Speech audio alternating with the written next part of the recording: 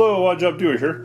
And today's little video here is we're going to be assembling the, what is this thing? I guess they call it a room divider, even though it only has 8 little pockets. And by Bayside Furnishings by Whalen.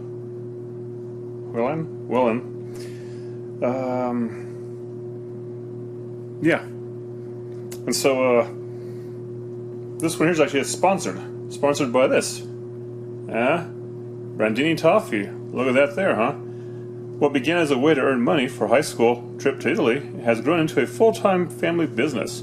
Our passion is handcrafting the world's most delicious toffee using only simple ingredients and mastered techniques. Welcome to the Brandini family. Handmade in Palm Springs. You know, probably during the summertime if they make this, they probably just have to have the kettle outside and it's probably hot enough to melt it. So, look at that. It only has some butter, which is cream and salt, sugar, popcorn, almond, and cashews. Nice. None of that artificial junk. When I say sponsored, I don't mean they really sponsored me. Just that that's a pretty good tasty snack and I just got done eating some of it. And now back to this show. So, this right here, as you can see in these pictures here, you could have it horizontally, vertically there. You can get more of them, stack them around together, and really divide a room. Here's 2 of them, looks like, next to each other, with some of the, I think it comes with 8 of those. 8 of these little box things here sliding out of them, so this one here they must have tossed some of them or whatever. So, they do give a warning. Mount it. And I agree, if you're going to mount it standing up tall, you probably want to put in some studs. I think this one here is going to be installed like that, and so that should be okay. Now, coming around to here, this is a little trick on things now. You ever notice this little tag? This red thing right there? What that usually means is that behind that should be your packet of fun. Your manual, maybe some screw packs and stuff. And I want to start to dispatch this. Something with my knife. Anyways, I'll cut up the tape here and open it up and see what we got. Alright, so right about where that piece of blue part is about where I think this our little red tape stuff here came detached. So that should be our goodie bag, and you can see the glue there, the little wavy lines. The good thing they taped this box also, because that glue did not do nothing. I know it's because of the heat, or it's been ground or something. I don't know. Now, we'll unravel the mysteries of what's behind this cardboard. Stuff. Instruction manual. A blue tag saying this the instructions. That's nice. Fun packet of stuff. Oh look, they got your own tools in here. Looks like they have the magic markers when we scratch it up, or if it comes scratched. And some other fun. Ooh, wooden dowels. Get over! Wooden dowels, nice. Alright, so I'm gonna go ahead and clean house here a little bit. Not really clean house, but get rid of all this packing material and bust out with the goods. Look at that. Thick wood particle. All right, so what we got here is we got part A. There's 2 of those. They look a little like this here. One there. Bink, bink. B. A little bit taller. Alright. C, this one over here. Now the important part here is that both A and B, I can already tell that they're going to be the outside parts, because they're thick here, see? Look at that. You see that? And the weird thing about it is, well, this one here is all sealed, but for as thick as this is, it's very light, so it's made interesting. It's I don't know. It's not like solid particle board. Whew. Anyway, so then we have over here a nice collection of these here. the inserts. And over here we got 1D and what, 4 of these E panels here, right? So, oh, then we got some little gift packets here. One thing that, besides a bunch of styrofoam, is a a pack of this here. Green dry. It says right on it, do not eat it. Throw it away. Excuse me. Look at that. Has the exclamation point. Acute toxicity, skin and eye irritation. Don't rub this in your skin or put it in your eyes. That'd be horrible. It says, I think it's sodium chloride up here, which is salt, but it might be a different salt than your table salt. So that will go in the garbage later. We got this here. Instruction packets, huh? And what do we have? In the instruction packet we have, bam, nicely looking instructions. But wait, there's more. Bam, you got some tags. So after you build this, you could stick this on your furniture and pretend like it's brand new somewhere. So I'll stick that aside. And that's it. Now I'll take a quick look here at these instructions. Bayside Furnishings by Whalen. Room divider, 8 bins. Right. Have it that way, have it that way. Yep, see? No TV. They talk about you can do like a 3D helper guide here by using their app. But really, I don't think we need this. So, have that kind of stuff there. Make sure it's all the way in to the base. And you put it like that. You do like that. You got these parts here. Right, you got that? These parts here. They say additional tools may be required to include as a screwdriver, a rubber mallet, stud detector, that's for wall mounting, and a drill. That's probably also for wall mounting. Mallet, hammer time. Just kidding, it's mallet time. We got some stuff here. You see all that? This here. Alright. You got all that? Warning, don't let your kids climb on it. Don't you climb on it. Okay, right, so on B here, you have in the middle you have that little 2 holes. This one here, this one here. This one here takes this part, the cam lock. And if you want to go by names, it's a EE. So this is where the Phillips comes in handy that you need. And you can really do it by hand, and it's threaded, so don't cross thread. That's horrible. You just kind of snug it down nicely. You don't want to over strength it, right? So you get that thing done there.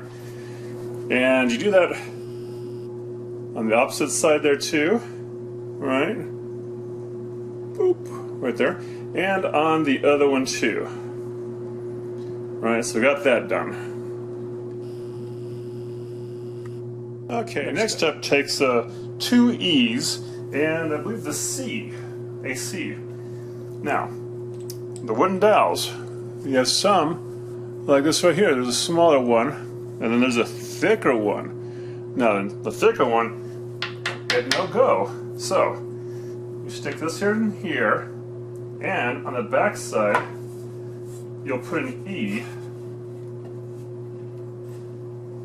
because there's holes on the E's here, and you know what? They don't say glue or anything. So that's kind of weird, but maybe not. Let's also see how far they go in. Okay, they go in pretty far, but let's see here. And then like so.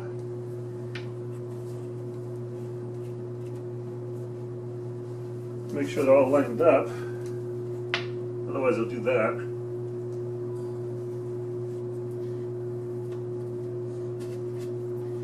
Okay, so you got this like that. And you slap on your other E on the other side.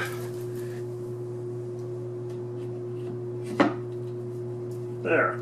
That's really loose. But there's more. Basically, you made like a little plus sign, or it looks like times this way, but whatever. Okay, so we got this right here, and then I added some dowels on the end, as you can see there. And what goes next here is a D. The one and only D in this group. So I'll slip that on. Ever so gingerly. And then feed back in the other two dowels from this side. Then another E goes on. Those.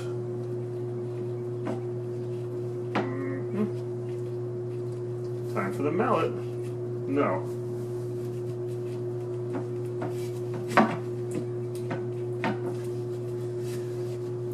Okay, anyways, that goes on.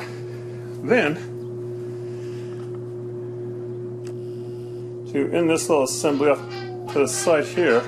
Uh-oh. Alright. Back from that call. So now we got the other C goes on the end over here. Right? And not to give it away, but the last E goes on after that. So once again I got the smaller dowel in there. I got two of them. And we'll put it in like so. And sink in the other two dowels. Give it a little mallet. And then time for that E. The final E here.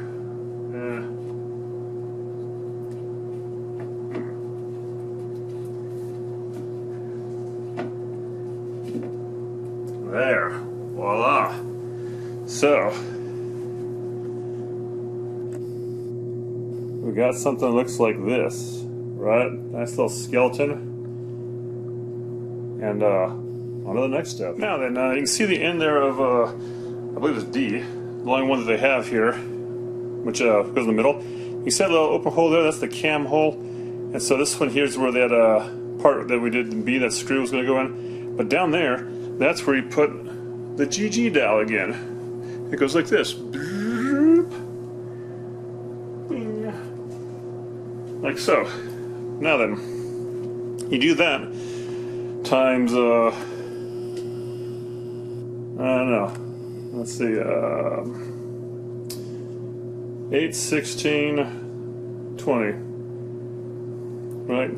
On the end caps of all these E's, or I mean C's.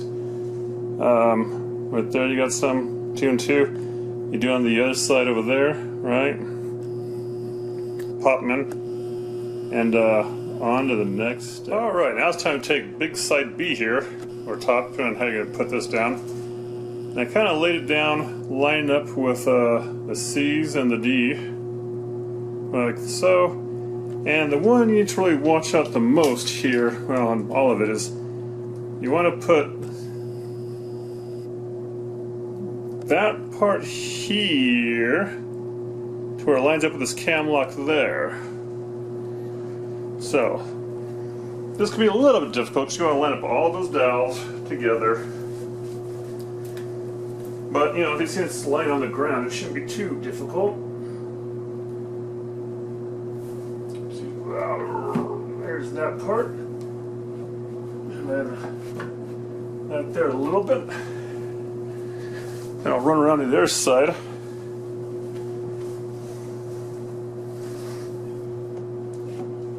Shift it over. And it does that sometimes. So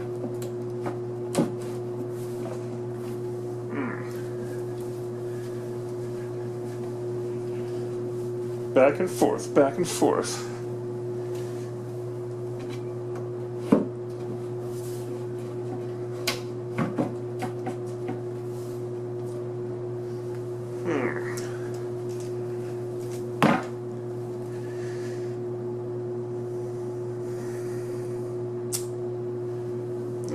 Right, so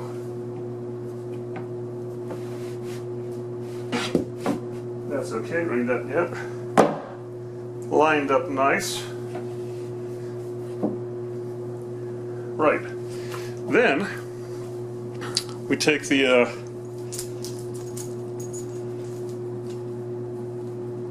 two pieces here. Right there in that hole there. Now you got the screw coming through. See this little cam lock thing here. Okay, there's part that has a hook part on it, and there's a plus sign on the other side. Hard to see, but plus side's going to go on the out. And you have this little brown plastic piece that will go in there. So, put this in and get a twist, 180.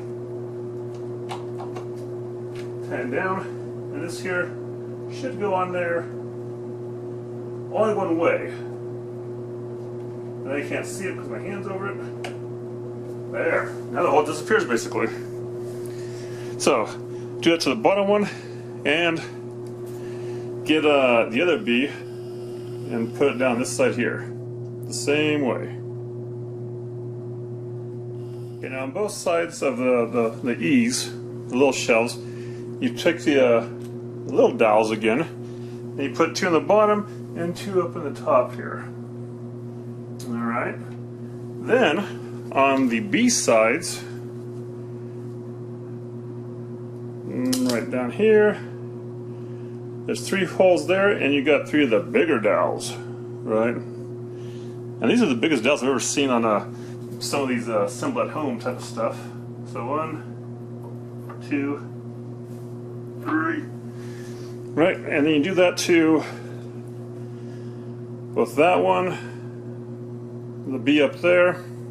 So basically the top and the bottom hole are empty because that's where the screws will go in. But you do that one, and then you go to the far side over there too, which I already did. Now then, we're ready to slap side A on to it, and in the picture it shows, you know, the mallet coming into hand here, bashing it. So you have these holes up here. You need those for screws later on, and basically just kind of get this thing all lined up and pressed on, which is usually easier said than done. Well, there we go.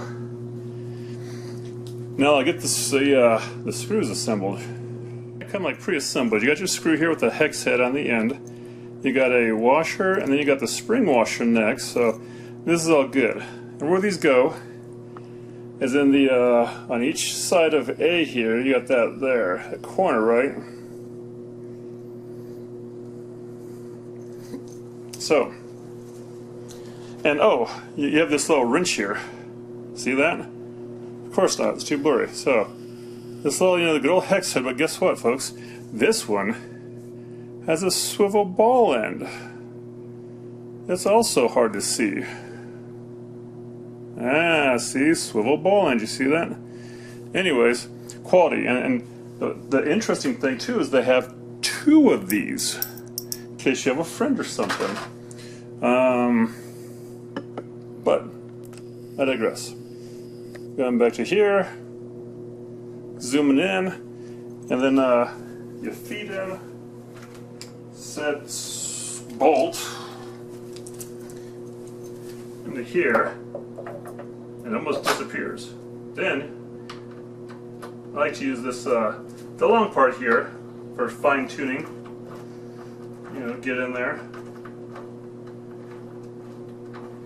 And, you know, it should go smoothly. Don't cross thread, of course. Never cross thread. That's horrible. Okay, close up the gap there.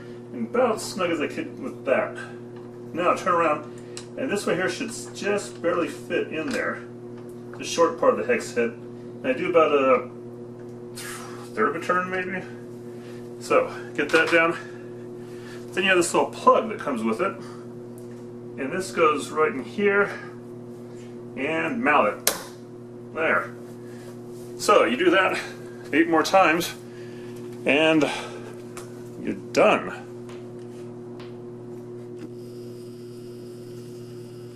Alright. Alright, you can see there that I applied the decal. What is this, KK? And, yeah, so this is a subpart. So if you have this thing standing tall, you do like we did already, put those end caps in. If you're going to have it laying left and right, low, they said, I think instead of using that cap, you can put the stickers on there.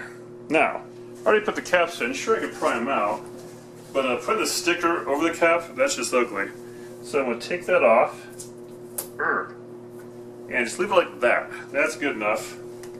I mean, these little stickers, I don't know, I've dealt with something like this before. And they have that wood grain on them. Maybe a little bit different sheen from the piece that you're working with anyways. And eventually they dry down and fall off, it seems like. So that's up to you. Just remember that you either use the stickers or the other part. But the other part would actually work as little feet, I guess, if you had it stand upright. Anyways, next. Alright, so we got these little bins here. Recyclable plastic here. Turned it. And, flavor packet again. Yeah. Okay. So these come, I guess, 2 in a bag, it seems like. You just kind of accordion them out, like so. And then a separate bag, they have the bottom. And now, I will not lie, but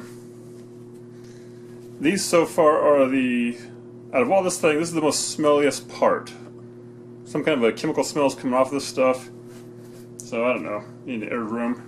So this is accordioned out. Like I said, see, it's kind of weak, but then you got this bottom here, see? And one side has a tab, the other side does not. So, put this side with the tab sticking up, and the part that doesn't have a tab goes down.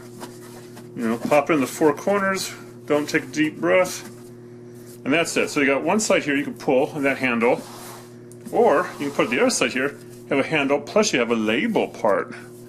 Alright, if you want to label something, slide it in the top there. And this, of course, just slides right into your bins, like so. Right, and that's that. Just repeat and fill up the rest of the holes if you want to, or if you use a bookcase maybe, or something else.